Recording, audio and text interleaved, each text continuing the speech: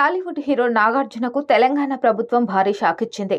మాదాపూర్లోని తుమ్మిడికుంట చెరువును కబ్జా చేసి నాగార్జున కన్వెన్షన్ హాల్ను నిర్మించారనే ఆరోపణలు ఉన్నాయి. ప్రభుత్వం ప్రత్యేకంగా ఏర్పాటు చేసిన హైడ్రాకు ఈ నిర్మాణంపైన ఫిర్యాదులు వచ్చాయి. కన్వెన్షన్ను తాకుతూనే చెరువు నీళ్లు ఉంటాయి. దీంతో ఈ నిర్మాణంకు సంబంధించి హైడ్రా పూర్తి వివరాలు సేకరించింది. శనివారం కన్వెన్షన్ కూల్చివేత పనులు ప్రారంభించింది. తుమ్మిడి చెరువులో 3 ఎకరాల 30 గుంటలను ఆక్రమించి కన్వెన్షన్ సెంటర్ను నిర్మించారని హైడ్రా గుర్తించింది. దీంతో అక్రమ కట్టడం కింద ఈ భవనాన్ని కూల్చివేయడం జరిగింది. అయితే ఈ ఘటనపై నాగార్జున సీరియస్ గానే రియాక్ట్ అయ్యారు.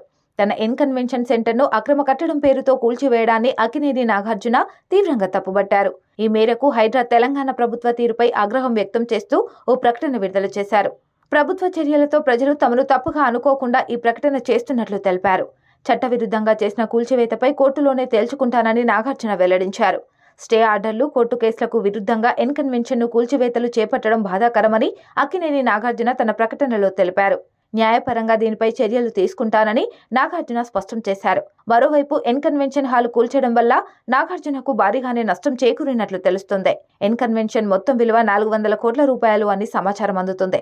కన్వెన్షన్ ద్వారా నాగార్జునకు ఏడాదికి దాదాపుగా 100 కోట్ల రూపాయల వరకు ఆదాయం వస్తుందని సమాచారం. ఈ లెక్కన చూసుకుంటే నాగార్జున అధిక స్థాయిలోనే ఆదాయం కోల్పోయినట్లయిందే.